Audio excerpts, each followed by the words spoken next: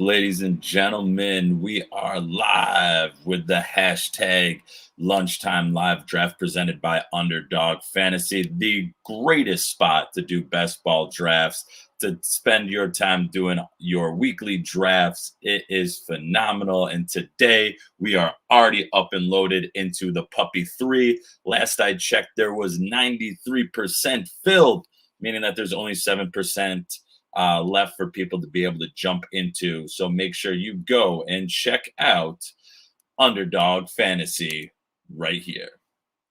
We've partnered with Underdog Fantasy, the fantasy facts. All you need to do is sign up using promo code FACTS, deposit $10 and get $25 free. However you prepare, this could be you.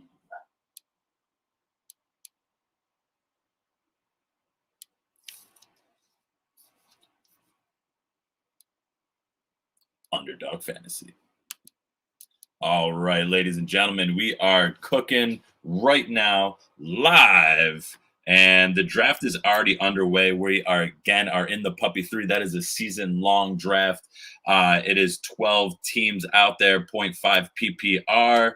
And off the board already, we have CMC, Kamara, Cook, Henry, Devontae Adams, Travis Kelce. We're waiting on the 7th pick right now. I am all the way at the 10 spot. I'm going to go ahead and get that draft board up for everybody in just a second. But make sure you follow the show at GX Fantasy Facts. Make sure you follow me at FF the At Home Dad. Make sure you follow my co-host Pat. He's actually working during the day. Who knew? Make sure you follow him at Dynasty_Pat. And it looks like we are a pick away, and we're going to get kind of the pick of the litter here. Oof, I was about to say we could have Tyreek Hill, but he just went off the board. I'm going to go, you know what? I've gone a lot of running back heavy builds. I'm going to switch things up, and I'm going to go with a different approach here, and I'm going to go with a wide receiver heavy approach, sometimes known as zero RB, sometimes known as hero RB. But I'm going to go ahead and take Calvin Ridley off the board right now. I think he has the potential to be a superstar this season, especially given what's going on in Atlanta with how depleted their wide receiver room is, just with the loss of a superstar talent like Julio Jones. So I'm going to go ahead and get that squared away. It's almost my turn again. Zeke went off the board. Austin Eckler went off the board. Saquon Barkley went off the board. It's going to be real difficult for me to pass on some of these top tier running backs here, but I want to show everybody how you can do multiple builds and end up with multiple different winning opportunities, right? And so I'm going to pass, and it kills me because Jonathan Taylor, Nick Chubb are guys that I absolutely love there. But I'm going to go with some guys with a ton of upside, and I'm going to steer away from some of the later bye weeks. I'm deciding between Hopkins, Metcalf, AJ Brown, Justin Jefferson right here, and I'm going to go with who I think has possibly the highest potential, and that's DK Metcalf. And so I'm taking him off the board again. I'm going wide receiver heavy with this build. And that's why I'm going 2 wide receivers off the board. It's not an opening move that I feel as comfortable doing, but it's an opening move that you can win with. And that's where this show is going to help you out by giving you different ways to build your roster. And so I'm going to go ahead and put the board up right now. And come on board. There we go.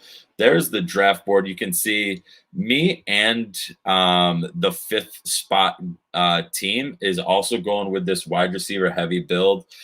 He's probably going to end off in a slightly better spot than me because he's going to be able to have the opportunity for a wide receiver to come out sooner rather than later. And so that's where I want to try and I want to try and be aware of what's going to fall to me, right? And right now, it's a question of, do I do I shift and try and go running back here? And it's kind of going to be determined by one, what's left on the board, but also what this player right here in the 5th spot does. Because if he goes wide receiver here, I might want to take that, who's left at running back, depending on who's there. If he goes running back here, it might allow me to have a little bit more opportunity to snag another wide receiver. And I could end up with one of the more powerful builds if I'm able to have, if I'm able to have 3 superstar wide receivers, I'm going to feel pretty good about that, especially considering that you start 3 wide receivers. Now, the tricky part is going to be whether or not I'm going to be able to have those running backs. Am I going to have those running backs be able to, pick up the slack, if you will? So let me go ahead and drop this tweet into a couple different spots. Let's see if we can get a few more people on and listening. Maybe we can get some comments. Maybe somebody can jump in there and tell me what a terrible idea it is to go wide receiver heavy. And we can have a little bit of a conversation while we're on the show. I love that type of thing. And let's see here, as I'm going ahead and pinning some of these tweets out there, notice that it's coming up to our turn, and we still have some really good options at wide receiver here, and some options at running back that I'm just not thrilled about. So I feel quite comfortable with maintaining my strategy here at going wide receiver. And I got one of the wide receivers that I am absolutely thrilled with, and that's Amari Cooper. I know all of the love, all the love is with CeeDee Lamb right now. I am actually excited to be able to take advantage of the fact that Amari Cooper is going to be sitting here in this 3rd, maybe even 4th round. It could have lasted. And he should be just as pivotal a part of that offense in Dallas as everyone's excited for CeeDee Lamb. And that's not to knock CeeDee Lamb. I think they could be 2 of the best wide receivers. They could be the best wide receiver duo in the NFL with CeeDee Lamb and Amari Cooper. So I'm thrilled to have him here. I'm going to keep kind of pushing the limit here at running back because I'm not thrilled with some of these guys here. And I have guys like DJ Moore, Julio Jones, Deontay Johnson, T. Higgins, all kind of sitting there. I'm going to take a guy that I don't usually do. And actually, let me take a quick look because I'm looking at DJ Moore. And you know what? I have way too many shares of Brandon Ayuk. I'm going to continue with spreading the ball around here.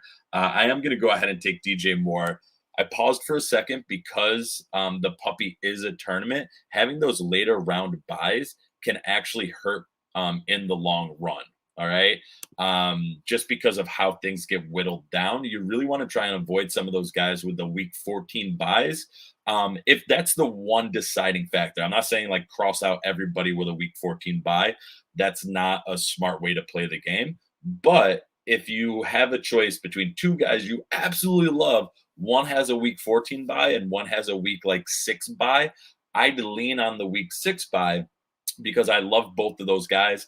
And I'm not going to, I want to try and give my team the greatest opportunity in the tournament, right? That's why we're playing in the puppy, because it's a big tournament. There's an opportunity here for, there's over a million, is it 500,000 or over $1 million in prizes in the puppy? Let me check real quick. Over $1 million in prizes. So I want to be a part of that $1 million in prizes. And that means being able to continue throughout the tourney. And that means having some of those guys that aren't on bye, come those later tournament weeks of your week 14 buys. All right, let's see. Let's take a quick look at the board real quick, see what's shaping up. Again, we have a lot of space at the turn. I like being at the turn, being on one of the ends of the draft board, because that gives me the opportunity to double up with a lot of guys. It gives me the opportunity hopefully be the one leading the change of directions, right? I want to be the one leading the runs. I don't want to be the person suffering from the runs. Sometimes well, that sounds absolutely hilarious, suffering from the runs, but it is true. Don't suffer from runs. And so what that means is, like, if I'm at the turn and 10 running backs went off the board, I don't want to be the one taking that 11th running back. I want to be the one taking the first of a different position. All right. And so looking at the board, we have a couple of the quarterbacks going off the board right now. Well, really just one with Josh Allen. I thought we'd have a little bit more. We usually end up with a little bit more coming into this fifth round here. But it looks like I might have an opportunity to get a nice little stack, and I have a couple opportunities for nice stacks here. But I'm most excited for possibly stacking Amari Cooper and Dak Prescott, which I think I'll probably be able to do with that sixth pick. And let's see, off the board also, I'm getting into that zone of running backs where I absolutely hate life, because the running backs are just so hit or miss right now. And that's okay, because I'm going to have to start pretty soon of just firing away at every running back out there. Guys like Gus Edwards is already off the board, Mike Davis, James Robinson, guys that, you're not really excited about, but guys that, if you're doing this wide receiver heavy start or this zero RB start, those are guys that you might want to try and take advantage of because of the other options that are out there. So I'm going to go ahead. I'm going to. Ooh, man. Okay. So because I like my quarterback a little bit more, and I think I can go with a bunch of different quarterbacks, I'm going to go with a guy that I think is going to be really good at tight end, and that's going to be TJ Hawkinson. I'm going to push the envelope a little bit more at running back here. I'm going to give it one more kind of big push. I have right now Dak Prescott in my queue, and also guys like Josh Jacobs, Darrell Henderson, Damian Harris. I might have to take one of these guys off the board right here and just let that quarterback stack disappear. That quarterback wide receiver stack disappear, because I think I can do just as well with like a Russell Wilson DK stack. I can do, maybe like I pick up Darnold late, maybe I pick up Matt Ryan late. Those are all guys there that I feel a little bit happier about. So I'm going to go with it's really tough for me to pass on Josh Jacobs. But again, this is me trying to diversify a little bit.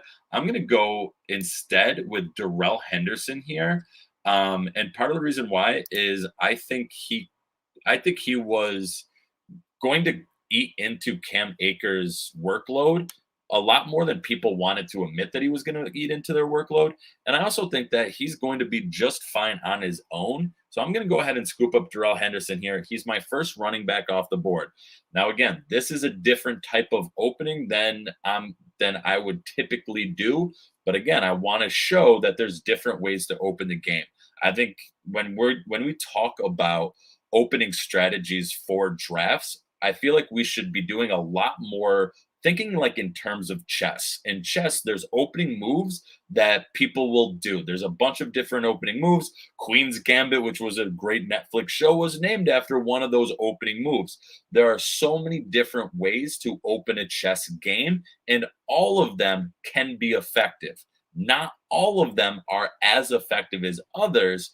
And you should think about switching up your opening move depending on who you're playing against. And that's where I think we should really be in terms of our philosophical approaches to drafts, is a little bit more like chess, in the sense that, I can open like this, or I can open like that, or I can anticipate how my opponents are going to open, and I'll open in a different way. That holds true for fantasy drafts as well. Because if I go zero RB, or if I go hero RB, or if I go heavy RB, it creates an opportunity for someone else. And the only way you get better and better and better at these drafts, and same thing in chess, the only way you get better at opening moves is to play them and find where your lines of attack are. And that's what we're doing with doing multiple fantasy drafts, is we're looking at those lines of attack. If I choose to go zero RB, which I'm doing right now, where are my lines of attack?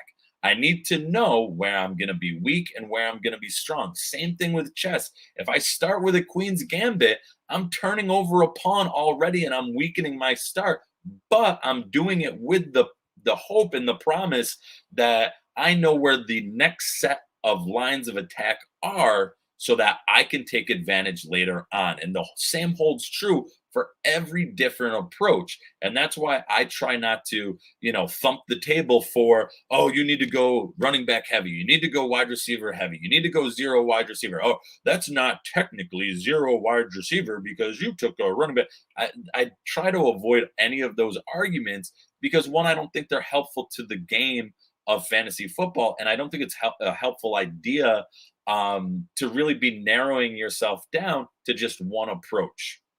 And with that, I'm going to take a quick sip of water while I give you guys a better look at the draft board as we're moving quickly through this 7th round.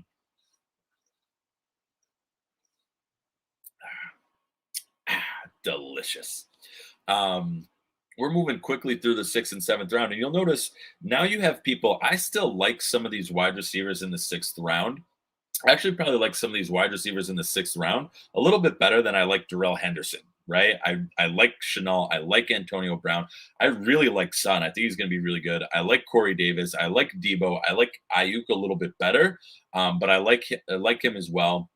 And so the thing here is, like, I've already solidified my group of wide receivers, though. And all of these wide receivers in here, they have question marks, just like a guy like Darrell Henderson has a question mark. They brought in Sony Michel.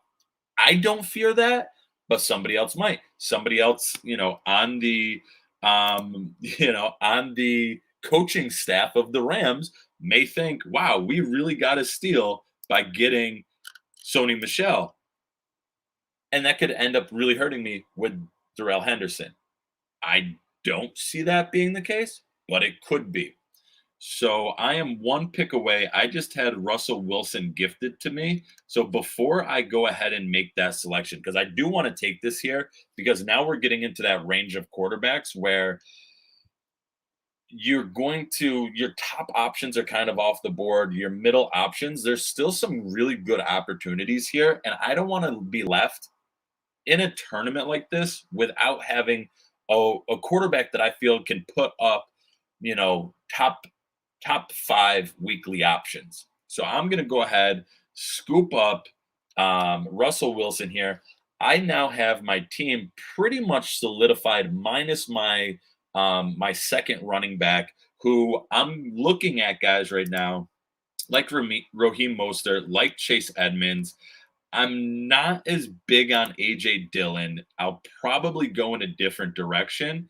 And I'll probably hope for guys like Ronald Jones, Melvin Gordon to fall down to me over the next few rounds. If they don't, I'm going to be hurting even more. I'm going to be hurting even more for running back.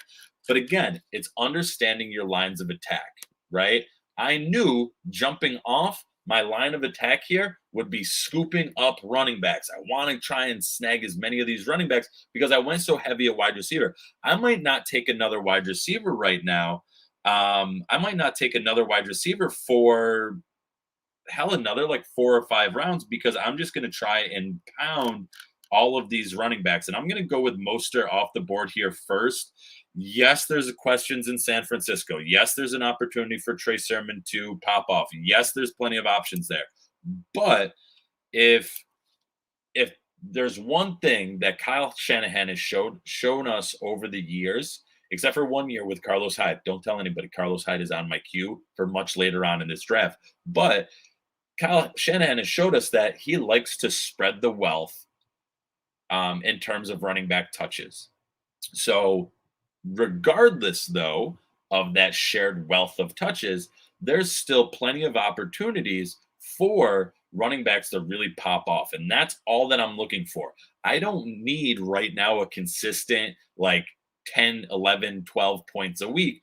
I need an opportunity for a guy to explode a handful of weeks because I'm not doing any roster management. I don't have to choose like, oh man, I have to bite my nails about do I start Mostert or do I start this other guy?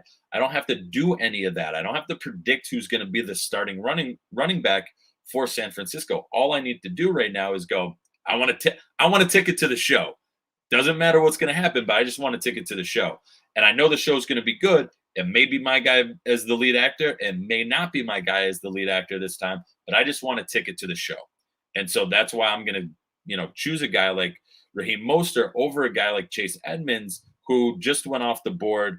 What was that 4 picks later, just went off the board. Yeah, that's a great, he has a great opportunity there.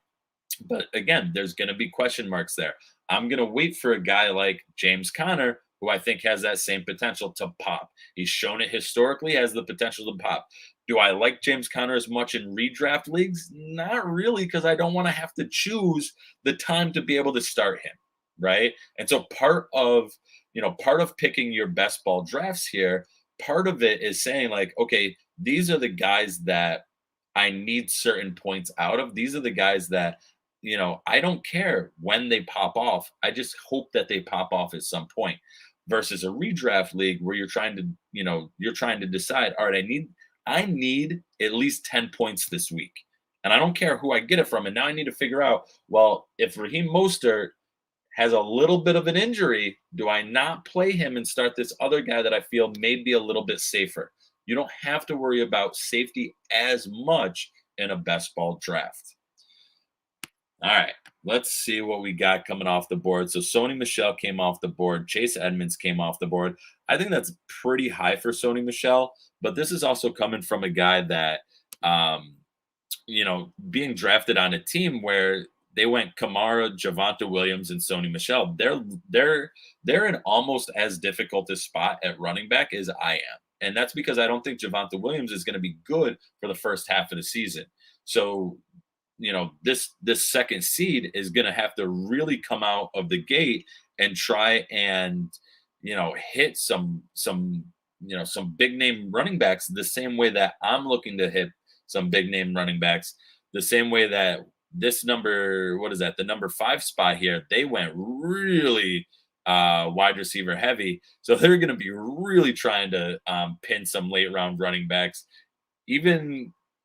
This guy started off with a pretty solid running back core. I'm not thrilled about Chris Carson, but the Eckler-Barkley pairing and then going into just a straight string of wide receivers, that's pretty much what you're going to get. Michael Carter was a guy I was kind of hoping would fall to me there.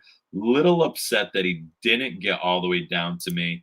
And so now I got a couple of guys here that I'm going to go for who I think is going to kind of lead positions here. I'm going to go with a guy like Ronald Jones here. I think he has the potential to beat out Leonard Fournette. And to bring it back to that, best ball versus redraft argument again, later on, I might be able to snag Leonard Fournette, right? And then that way, it doesn't matter which one of those two running backs pops off. I have both of them. As long as Tampa Bay has a decent day running for that week, I'm going to get basically all of those points. And so that's just another way to kind of keep kind of churning through different ideas as you're going through like a best ball draft here. And so it's 2 picks out for me. And ooh, baby. I know a lot of people love Zach Moss. I am going to pass on him for the opportunity for who I think is going to be the starting running back for Denver. It's probably not going to be great, but I think he's going to start the majority of the weeks this season, and that's Melvin Gordon.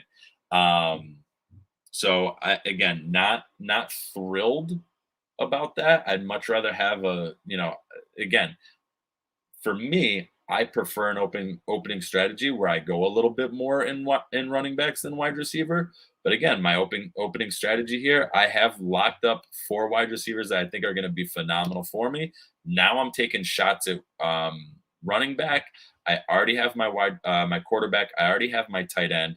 Now I'm going after things like, who's going to be my 5th wide receiver? Who's going to be I'm still looking at that rotation for my running backs. My starting 2 running backs could be different multiple times throughout the season. And that's perfectly fine because it's best ball. I don't have to try and pinpoint who's going to have that good game. It's more about figuring out, can this guy pop? Yes, no, maybe, get him in there. And so that's why taking a guy like Melvin Gordon, and again, like I said, Zach Moss went off the board just 3 picks later. Kenyon Drake went off the board 2 picks later. Those are guys, again, I totally get why you're trying to get them in there. I don't think Kenyon Drake pops nearly as much. I still believe in Josh Jacobs, even though he probably isn't going to have as much in terms of the passing game. I think we kind of seen that that's not there. But again, I've thrown this out a few times throughout the offseason. Fun fact, Arizona ran the ball, up the middle more than any other team last year. Kenyon Drake was a big part of running the ball up the middle. So does Josh Jacobs and Kenyon Drake cannibalize each other's early down work? Maybe.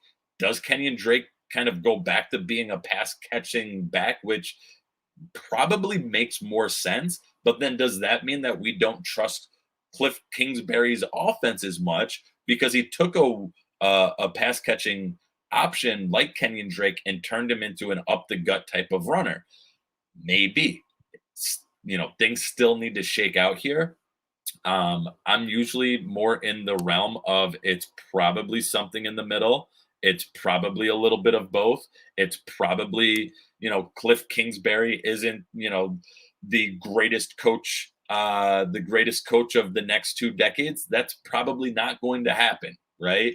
It's also probably something in the realm of like, you know what? Kenyon Drake probably isn't the explosive pass catcher that everybody wanted him to be. People last year were expecting him to do that in Arizona. Now they're expecting the same thing, expecting the same thing in Las Vegas. And so to me, it's an issue of trying to expect those same things to happen just because there's a change in scenery. Does a change in scenery help? I think it does. It makes Kenyon Drake a little bit more viable. It makes Josh Jacobs a little bit more questionable for a lot of people. But I don't think that you're going to get this massive shift in what they're doing.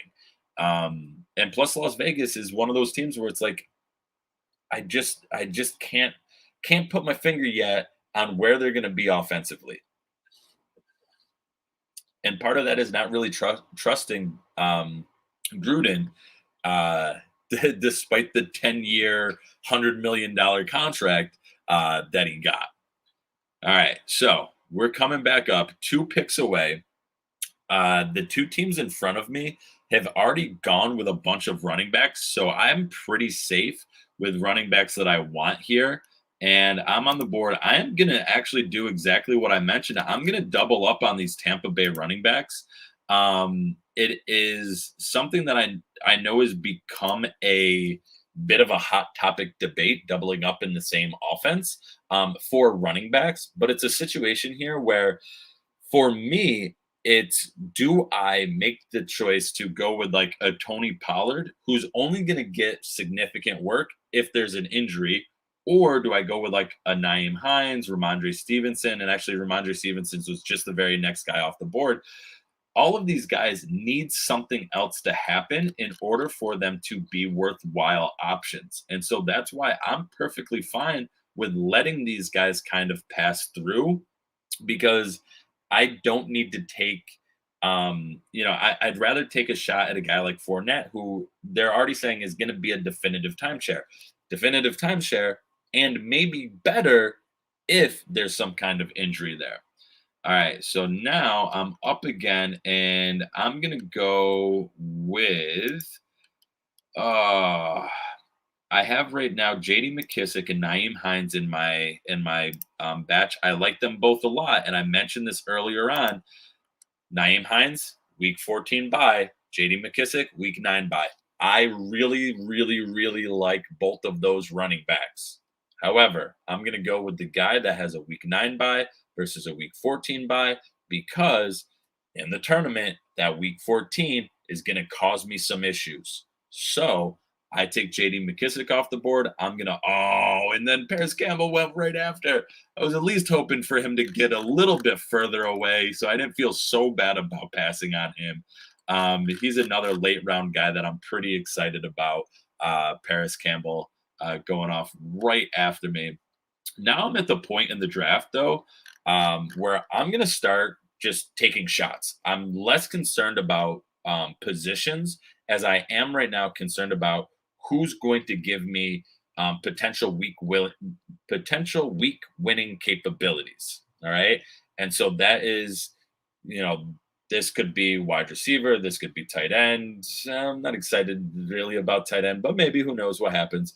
Wide receiver, running back are my main focuses. Tight end and quarterback could be in there also. If I see that there's some value falling, because I already have my starting team is pretty much already set up. I have Russell Wilson throwing the ball. I have 2 starting running backs, really a mixture of my starting running backs. And I have my 3 starting wide receivers and Ridley, Metcalf, Cooper. I have my flex in what's most likely going to be DJ Moore, and I have my tight end in Hockenson. So I have a pretty set roster right now. Now I'm just firing away. Who are guys that I'm super excited about? Who are guys that I can see, maybe I'm not excited about, but it's like, man, it's a long shot, but they have not only week winning capabilities, but they have season long capabilities where if one thing bounces right, they could end up being, one of these like top tier players like a James Robinson from last year, where when Leonard Fournette got cut, James Robinson came in and boom, all of a sudden he's a top 6 running back. I don't expect him to repeat that, but it's that type of opportunity that we're looking for, right? Where's that one ball to bounce right that allows him or allows one of these players to be a top tier type of guy. And let's see here. Still got a ways to go before it's my turn. I would be amazed if the guy that I'm actually excited for falls to me here. So I'm going to keep my mouth shut for just a little bit longer on the one guy that I'm excited for, because he could go off the board right here. And he didn't. Yes, I might be able to get him because you can see the little green bars in the at the top. That means who has running backs. There's already a pretty good number of running backs taken here. I may get the guy that I'm actually excited for, and each time somebody drafts another one, I get a little bit more excited. And Philip Lindsay just went off the board. Oh, the snipe! No. Tyson Williams went off the board, 1 pick before what I was actually hoping for. Damn you, Scuba Steve. All right. Not to get too excited, I'm still going to go with Traequan Smith. He's a guy that I think is going to be just fine as a wide receiver in New Orleans. Even when Michael Thomas comes back, he'll be okay. Marquez Callaway has a lot going on there. I get that. He's the new kind of hotness. But I'm going to go with, again, Traequan Smith. I think he has some upside there. Going to go ahead and sneak that in real quick. And then now I'm looking at like a Rashad Bateman. Not as excited about KJ Hamler. I really don't want too much of Denver. I think they're going to struggle pretty consistently. And now we're getting into guys that, it's really tough to pinpoint who has upside here, right? And so there's some guys that I like that those are going to be the guys that I'm going to take swings at here. And so it looks like I'm on the clock right now. I'm going to go ahead. I'm going to pass on Bateman for right now. I'm going to go ahead and go with a guy that I think is getting a little bit more disrespect than I think he deserves because it's in Houston. And Houston, yes, they are set up for, I think Vegas has their over 4 wins on the season. Yeah, it's not going to be pretty, but I'm going to go with a guy like Nico Collins because, yeah, those expected 13 losses should turn into a very high passing volume situation, which means give me some of Nico Collins, give me some of that passing offense. And so, like I said, I'm going just for upside here. I think he has a ton of upside with, being on an offense that they should pass the ball plenty. All right, let's see. Other guys going off the board.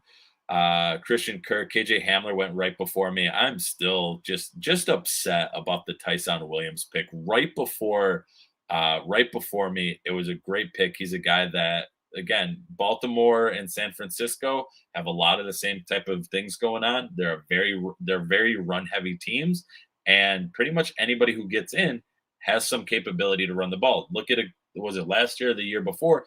Alex Collins got in, and people were like, "Oh, look at Alex Collins go. Maybe he's something." Now he's with Seattle, probably going to be buried on, I think, Seattle kept 5 running backs. So probably going to be buried. And, Tyson Williams could be something like that, playing behind Gus Edwards. Justice Hill is significantly hurt. I want to say he just ruptured his Achilles. So there's potential with Tyson Williams. Definitely something to keep an eye on with Tyson Williams in your drafts. He's probably somebody that, I would love to be able to take more advantage. I would have love to have taken more advantage of him in some of my recent drafts. But it is what it is. So it looks like, and so here's a really great debate question, right? It looks like, unless I get sniped again, it looks like Rashad Bateman might get back to me. He is on IR. The soonest he can come back is week 4. So the debate is, do I go ahead and take a guy that I know for a fact he's going to lose time, but when he comes back, could be a very significant part of a passing offense that, again, isn't great. Baltimore is known so much more for their rushing offense. Again, back to Tyson Williams, not like the snipe is still open wound bleeding out, but that's okay. Rashad Bateman has the potential to win you weeks if that passing offense is able to do work. And doesn't matter because Rashad Bateman just went off the board. Thanks a lot for making that conversation a whole lot easier for me. All right. So now I have a couple different options here. I'm going to take a quick look, skis. I might take the opportunity here to get a bit of a stack. Nah, I'm not going to do that right now. I'm going to let that keep sliding. I'm going to start looking now just for options. Again, like I said, I'm looking for options for guys to pop off, and I'm going to dig probably a little bit deeper. I'm going to go with Darius Slayton. I know it's a guy that a lot of people are down on, especially because Galladay came in. There's a lot of kind of open, conversations about, what is this Giants offense going to look like? But I think Darius Slayton, he has another year to kind of grow with Daniel Jones. I think Daniel Jones will be a little bit better. I am not in the Daniel Jones rah camp at all. I think he's still not a great quarterback, but he has shown the capability to sling the ball downfield. And so, because he has the capability to sling the ball downfield, I'm more than happy to kind of scoop him up in a situation like this. And actually, the quarterback I was just had in my queue, I had 2 quarterbacks. Zach Wilson just went off the board. He's a guy that I'm actually really excited about. But I'm going to go ahead and just get the easy stack here with Sam Darnold. I don't think Carolina has many options behind him. Very similar to the train of thought with Daniel Jones. I think he takes a step forward. I don't think he becomes like a league winner. He's not somebody that in like a standard redraft am I that excited about? Absolutely not.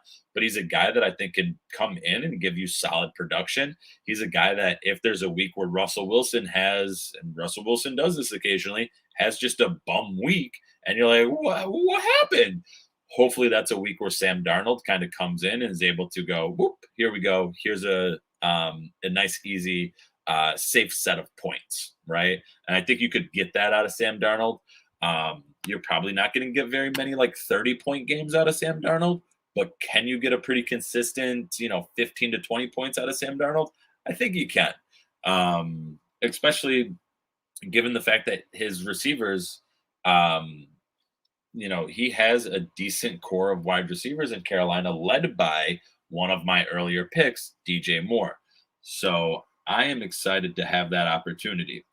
Now, I'm looking at some tight ends in here also. I'm looking at, again, just some opportunities for running backs to pop off again. Nobody that you're picking now is, well, not, I don't want to say nobody, because again, there was James Robinson, but nobody that you're picking now, are you that like excited for? You're not going to be running around the room going, oh my God, I can't believe I got this guy. It's an easy win for me. Now it's all just looking for guys, again, who are going to be the big hit type of guys. And I actually really like the guy that just went off the board. Well, I like Mac Jones also, but right before that, in Blake Jarwin, I'm really excited for him as a late round tight end pickup, because that Cowboys offense should be humming, and Blake Jarwin has the potential. I don't want him as my only tight end, because there's going to be weeks where there's so many, that old adage of so many mouths to feed. There's going to be times where he's not going to get the, they're not going to get the volume needed in order to be a week winning tight end in Blake Jarwin. So I really like him late. Not my only tight end. Really like him late for his upside there. Another safe pick with Anthony Firkser off the board. Wow, can't get that one out. Safe pick with Anthony Firkser off the board. E. Brown off the board, also another really safe pick. I got two guys left in my queue that I'm pretty excited about. I do need to spend one of these last picks on tight end. I don't want to end up in a situation where I only have one tight end. That's just terrible kind of strategy and game plan there. I want to make sure I get at least one more tight end. I don't think anybody's really going to be banging down the door for tight ends here. I'm just hoping I don't get sniped again by this person in, the 9th spot, drafting right in front of me, because I got one running back who's on the board. All right, perfect. So I'm going to take one more shot. I'm going to take one more shot at running back, and I'm going to go with Tony Jones in New Orleans. I'm going to take that last shot, which means my draft is almost complete. I'm going to take one more tight end with my final pick. I am expecting big things out of Russell Wilson, and hopefully he helps me lead my team here. If not, I have some other help there. I'm going to go. Did somebody just take? Oh my goodness, somebody took Croft off the board there. All right, I'm going to go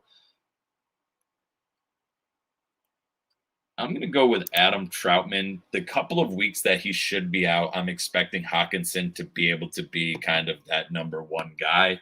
Probably should have looked a little bit more at that, because there are guys like CJ Uzama. I've spoken about him probably more times than people would like to admit. That's an option there. I really like the opportunity of Tyler Kroft in New York with the Jets. Yes. It is the Jets. I know nobody likes drafting Jets, but he has a great opportunity there. And Zach Wilson looks like he could sling the ball. And tight ends are typically, not always, but typically best friends to their quarterbacks, especially to their rookie quarterbacks, or to the quarterbacks that we see can't really sling the ball outside the numbers. So Tyler Kroft has a great opportunity in New York. I think I think he could have a great season, and given that he's so late, in especially in best ball drafts, even in redraft leagues, I think he's a guy that I wouldn't recommend drafting two tight ends, but if you completely punt tight ends, he's a guy that is a viable option there. He's a guy that you definitely want to be aware of on waivers in your managed leagues. And like I said, just a great kind of late round pickup there. All right, so we're getting the last pick in. I didn't get Carlos Hyde late. I went with Tony Jones instead. But I'm telling you, I think Carlos Hyde should be rostered in most best ball formats. Like I would much rather have him over guys like Latavius Murray, who you see as a second to last pick, Benjamin, even Malcolm Brown, Devonta Booker. I mean, Carlos Hyde was a guy where I was debating him or Tony Jones there. So I definitely think he should have been picked up. And in hindsight, maybe I should have taken Tyler Croft with that 17th pick instead of Tony Jones. But oh well, you draft, you have fun, you enjoy it. Let's see how we did. I feel like Underdog always gives me the worst projections. I'm gonna have to talk to somebody over there. But let's go ahead and take a look, see how we're doing. And my final projection is 2,741 points. My final roster is Russell Wilson, Sam Darnold, Darrell Henderson, Raheem Mostert, Ronald Jones, Melvin Gordon, Leonard Fournette, J.D. McKissick, Tony Jones. Yes, I know. I started weekend running back, but that's okay because my strength is in Calvin Ridley, DK Metcalf, Amari Cooper, DJ Moore, and I also got some young guys that I think have a lot of upside, like a Traequan Smith, like a Nico Collins, like a Darius Slayton. And then at tight end, I think I have two guys that I think are going to be really good. I know both of them are dealing with a little bit of injury, but I'm thinking more long term here, which again, probably why I should have went Croft earlier on. But that's why I like doing the $5 drafts. That's why the puppy is awesome. Go, go, go. Sign up for the puppy. If you're not an Underdog already, use the promo code FACTS. Make sure you jump into that. If you're logging on and watching through Twitter, make sure you check the link I'm about to drop also, which gives you a free $25. That's 5 entries into the puppy or 1 entry into the $1,000,001 maker best ball mania. So make sure you check that out. But yeah, I think my squad is pretty decent. It's not projected as one of the top ones. There is a 3,100 team out there that we'll have to see how they finish out. But their quarterbacks are Kirk Cousins, Ryan Fitzpatrick, and Daniel Jones. The running backs are also Eckler, Barkley, and Carson. I don't think you can get a stronger trifecta of injury-prone running backs than Austin Eckler, Saquon Barkley, or Chris Carson. So, with that being said, that's going to wrap up our show for today. Make sure you follow the show at GX Fantasy Facts. Make sure you follow me at FF the At Home Dad. Check us out tonight. We're going to be doing another live podcast. Pat and I really breaking down week 1. Follow Pat at Dynasty_Pat. Make sure you check out UnderdogFantasy.com. It is amazing. Sign up with the promo code FAQS, just like the Fantasy Facts. Thank you so much for watching. Catch you on the flip side.